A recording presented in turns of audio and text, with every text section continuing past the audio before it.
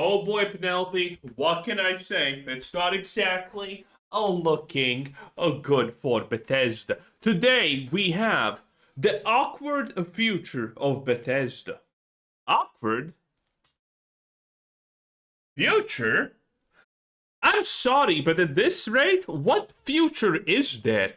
Bethesda has taken everything, done everything that they could, and all of it has pretty much self-combusted into a goddamn inferno at this point. I know Microsoft spent literally 8 billion on Bethesda, which is a massive mistake. They should have waited a year until Starfield gets, released and then bought the company for maybe 2 billion and a slice of cheese. But they decided to spend 8 billion. Needless to say, Microsoft is not happy. Microsoft already axed a lot of things out of their catalog of games. Bethesda has been untouched. And we know this, which is sad, because Bethesda definitely deserves some axing and touching. YouTube, please relax. But in any case, technically, Bethesda should be untouchable, but I personally think Microsoft has to do something.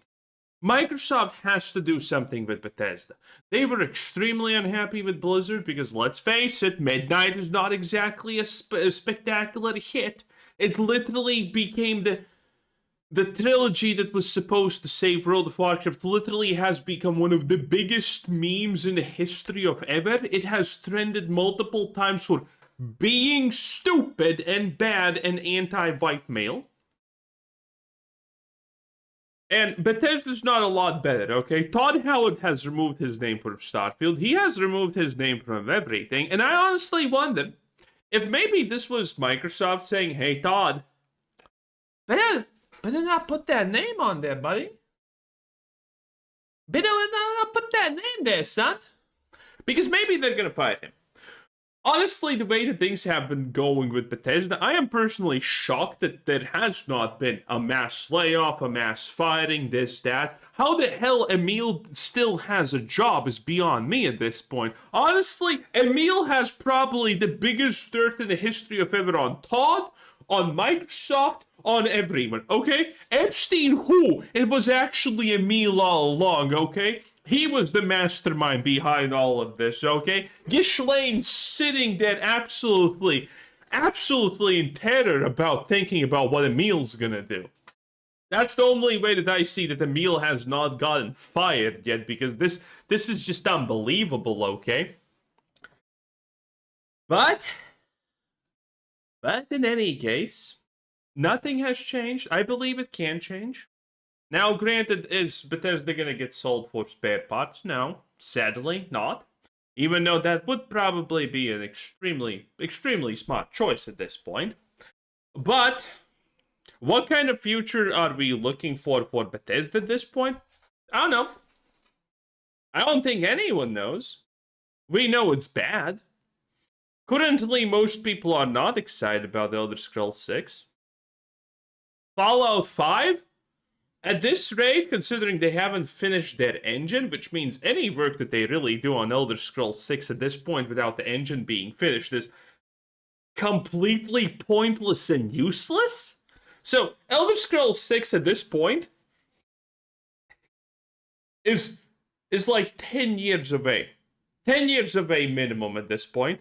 Okay, no one knows how long it's actually going to be away, but considering they're supposed to make it on the new engine, and the new engine of Bethesda is not made, and it's very obvious when you listen what Bethesda says about their Creation Engine 3 that all of it is fucking lies, and obvious ones at that.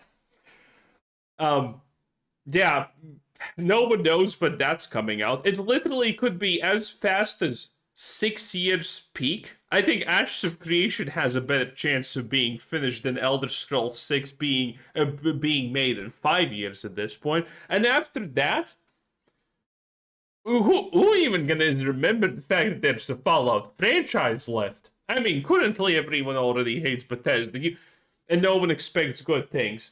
You think people are gonna be excited about Fallout 5 in 20 goddamn years? Hell no! So what's left? What can we do? Nothing is the answer. Salutations, everybody. It is Maddie here today. Hope you're all doing absolutely excellent. Today, we are gathering to talk about the awkward future of Bethesda Game Studios. And I use the word awkward because they have a lot of choices in front of them now that Starfield's DLC is out, the PS5 version is out, and they can kind of look ahead to what's next. What choices? For them, alongside, of course, Elder Scrolls 6.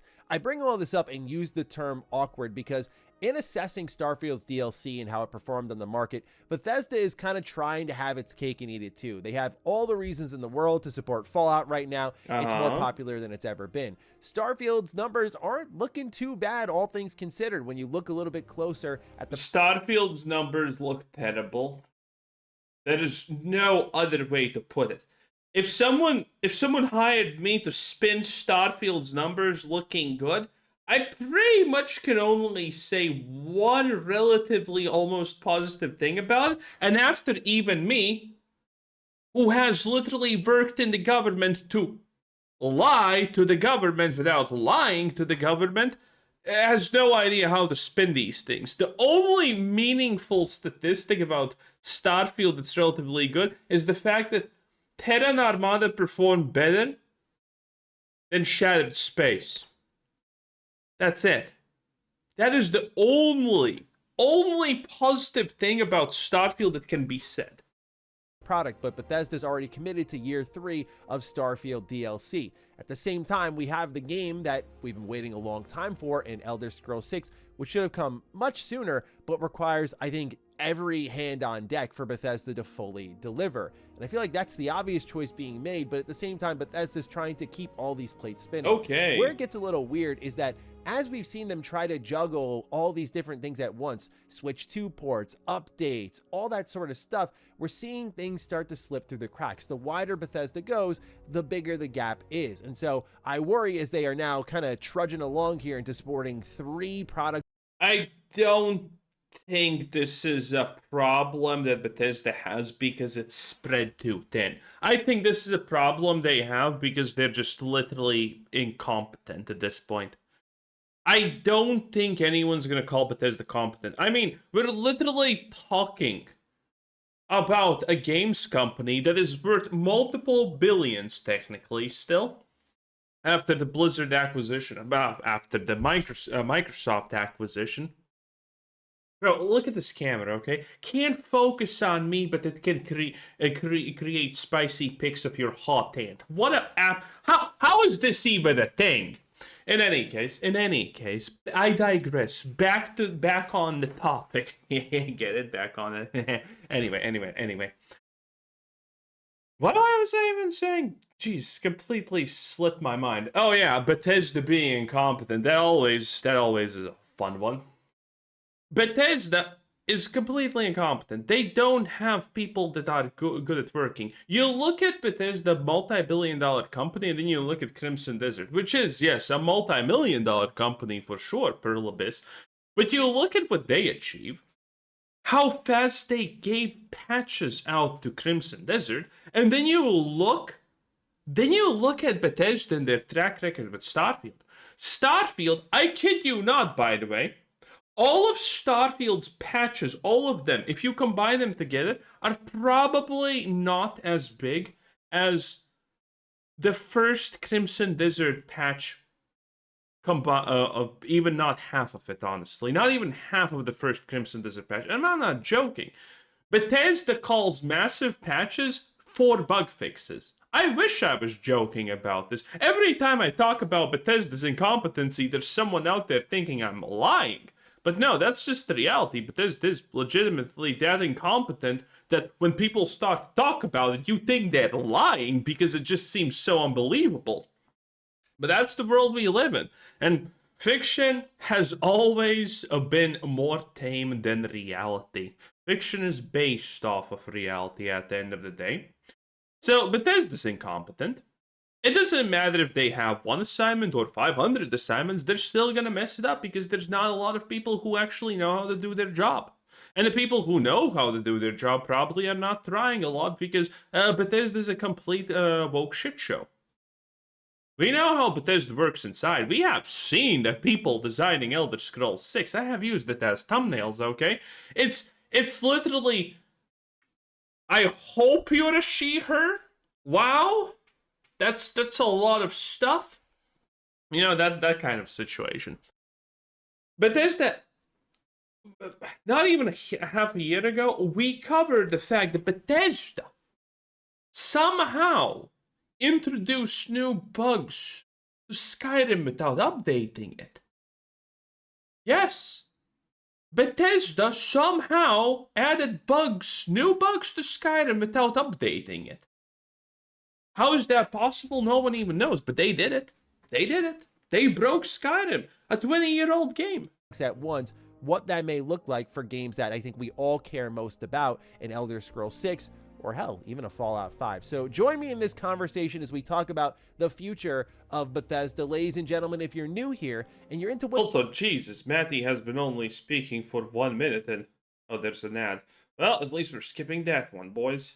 Matty has been speaking for 1 minute, and I have already gotten 10 in. Not good. Performance of Starfield on the market. When you look at the game itself, all the recent reviews remain mixed. This is still an incredibly divisive game. I didn't expect Terran Armada or the Free Lanes update to change any of that, especially when I previewed it. Like, before I even played it, I was like, yep, this isn't Starfield 2.0. It's not really extracting any of the game's major problems and kind of reworking them. It's just more Starfield, but better potentially. When you go to the reviews for the actual DLC itself on Steam, also mixed, which I suppose is a step up for Starfield. I mean, the reception for Starfield Shattered Space was really, really negative. I mean, this is actually horrible. Because there's this interesting thing that happens on SteamDB that a lot of game journalists love to do. When an expansion for an absolute horrid AAA title that everyone has abandoned done. And then they like to do two things. Oh, look at this. This expansion has boosted X Games' popularity by 300% player increase. Wow. Yeah, that's literally a difference between 1 player and 3 players. That's one of the lies that the games journalists like to do. And the other one is, oh, look at the reviews for the new expansion. It's a 9 out of 10 and not IGN even. Okay, the players love it. 9 out of 10 players score. And that's because everyone has abandoned it. You can actually look at games that everyone knew were dead on arrival and people didn't even play, that they actually have really good review scores by players. And that is because, I mean, we all have pattern recognition, as unbelievable as that is for the woke side of the aisle. And we use this to save money and not buy games that look like garbage. And so the people who are not going to like this, the people who would normally buy it, if they did not know anything, because it's something that it's something in the direction that they typically enjoy, they don't leave a negative review because they never bought it in the first place.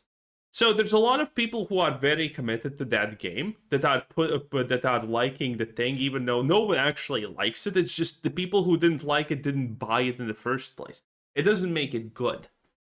You look at press, critics, you look at fans, like a ton of people did not like that expansion, myself included. So as I mentioned in my review, Terran Armada was a step in the right direction at the very least, but that's not how I like to talk about Bethesda DLC. I think about Far Harbor, Point Lookout, Shivering Isles, of course, that kind of stuff where Bethesda just absolutely destroyed in the DLC department. So for them to be like, hey, it's not awful, I don't like that sort of thing, and you kind of expect better from them. Aside from the reviews, looking at the PS5 situation is a little bit interesting because it feels like it kind of came and went.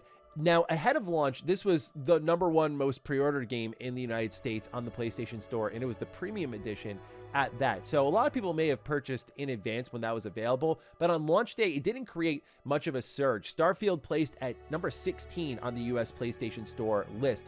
Then a day later, it was at number 9, so it actually started. Wow, they actually have a dude. Why did they even give this information out? It just shows how absolutely dead PlayStation and Xbox is. The fact that your most played game is NBA 2K26 is diabolical.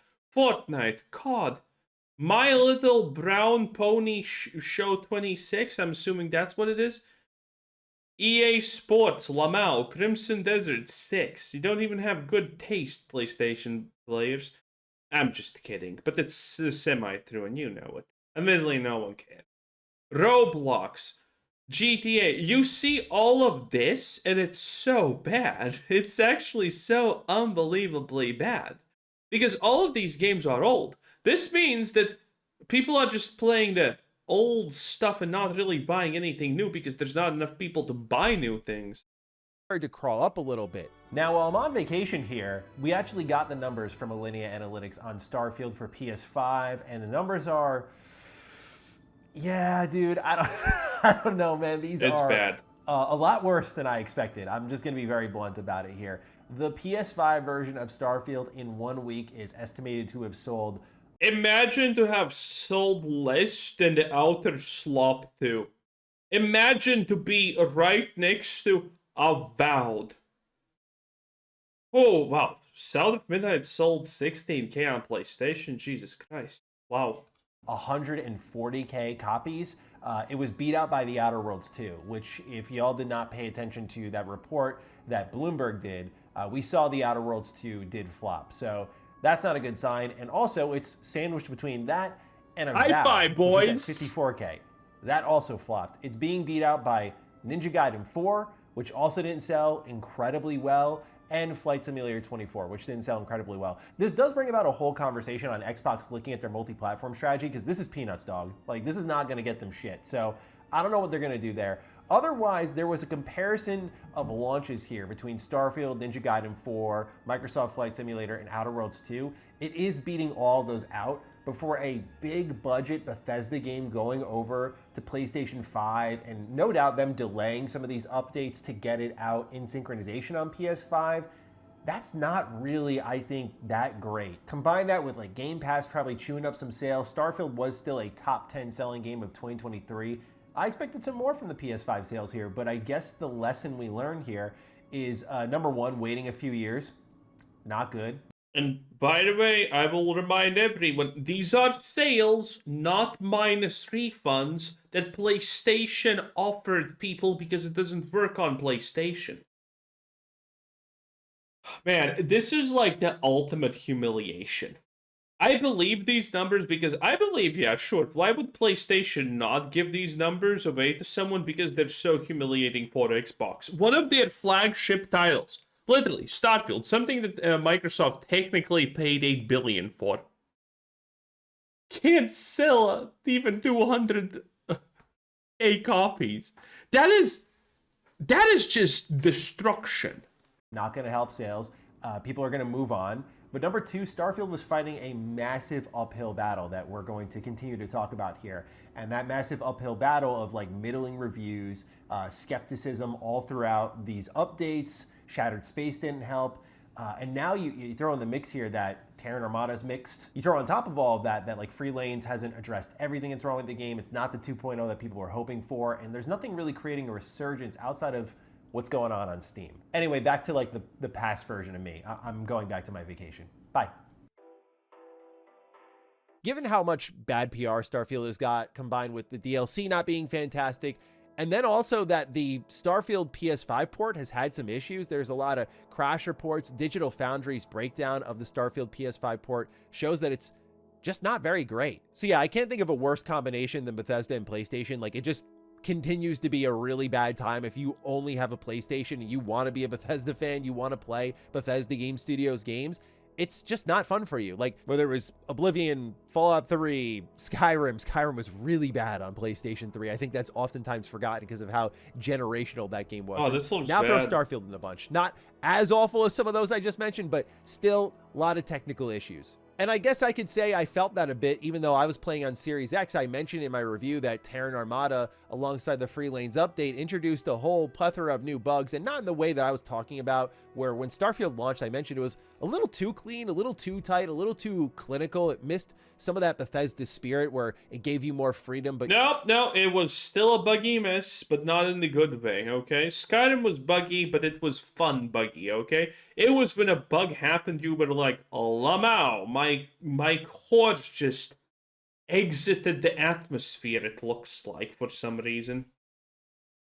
But Starfield is like, I hate my life type of bugs. Yeah, it traded that off for a couple more bugs, a little bit more jank, but I was okay with that. This is just straight up like combat AI not working. I'm like, that was the one thing that Starfield kind of nailed that launch. Like, they'd shoot at you and they'd move around and respond to you, but it just barely works now. Meanwhile, on Steam, it's also a very similar situation of a slow burn for Starfield. You see, when the game started off with its DLC launch, a lot of people were taking screenshots and going, look, it flopped because it started at like 16K players, as you can see in my chart here.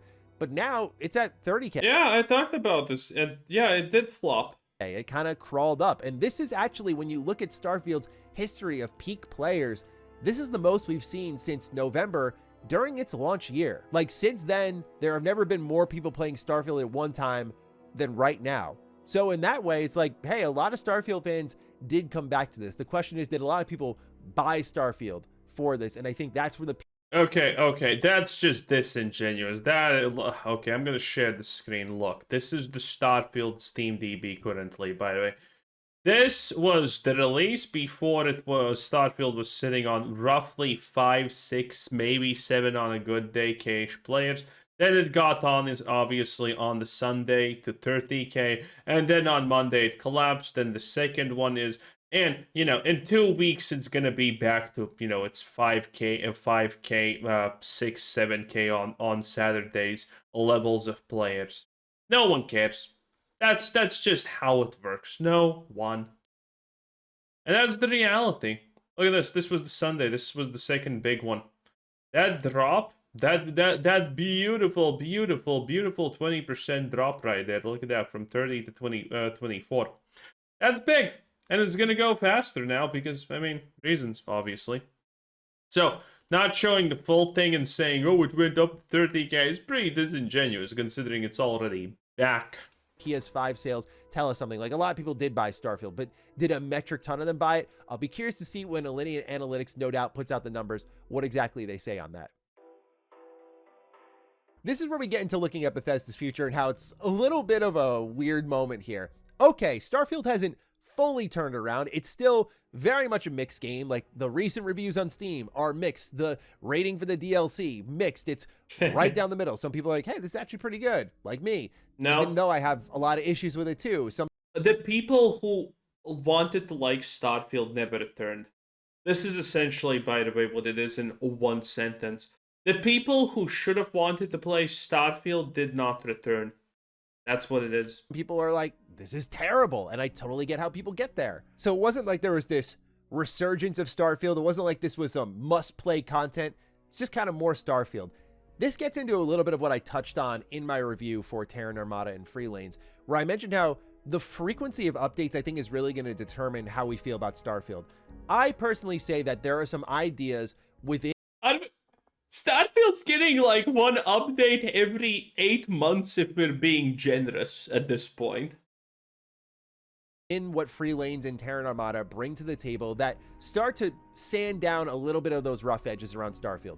It's not totally fixed, it's not smooth, it's not elegant, it's not perfect by any means, but it goes in a better direction. And I'm just speaking purely from experience as someone who, hey, look, man, I've played a lot of Starfield for covering it on my channel and just as someone who enjoyed the base game, but I haven't logged like a 6+ hour session since the game came out.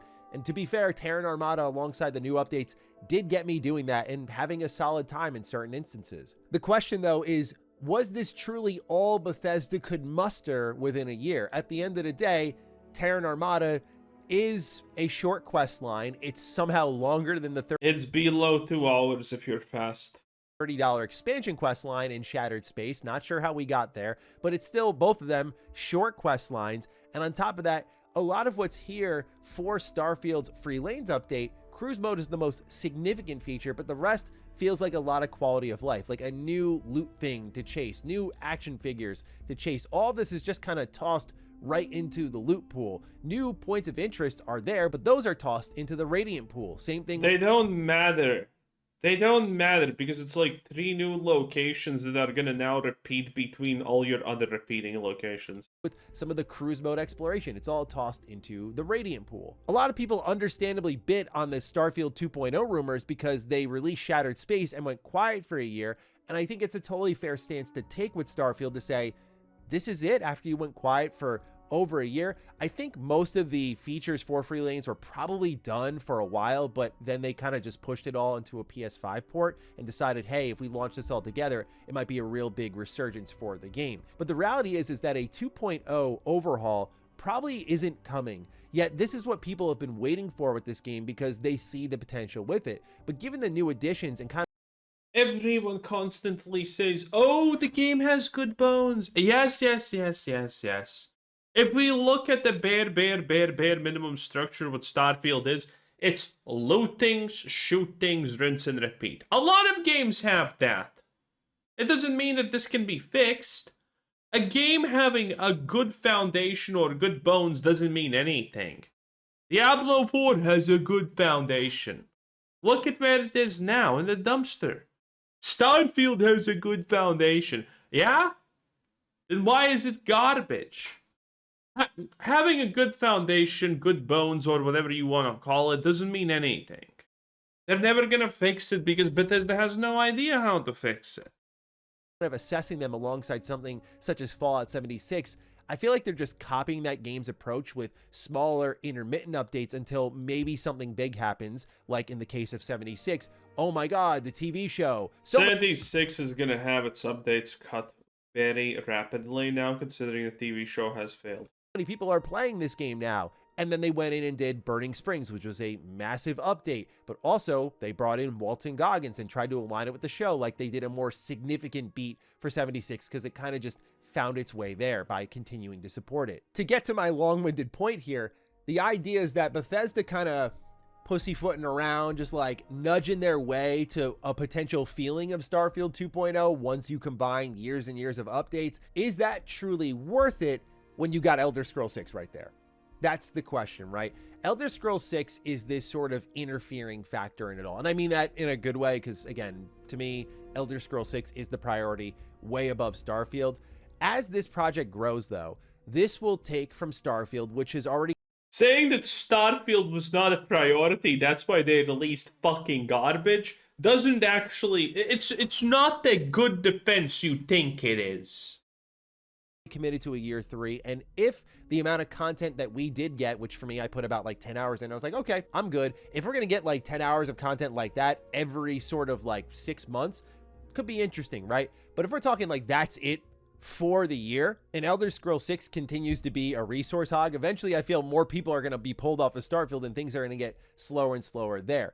They also have a dedicated team for Fallout 76, right? You're seeing all these spinning plates around Bethesda. They're trying to keep all these things balanced. I think in a sense, the mindset at Bethesda... Wait, is this by the way known? Because I assumed that 76 has a completely different, maybe not even Bethesda team working on it. I did not know that this is public knowledge. I just always assumed that's the case. Huh. Might be to make Starfield basically offline 76. I mean, they literally ripped the gameplay loop out of 76 and put it into Starfield. That was their fix for Starfield. And I'm ashamed to say I ended up having a little bit of fun.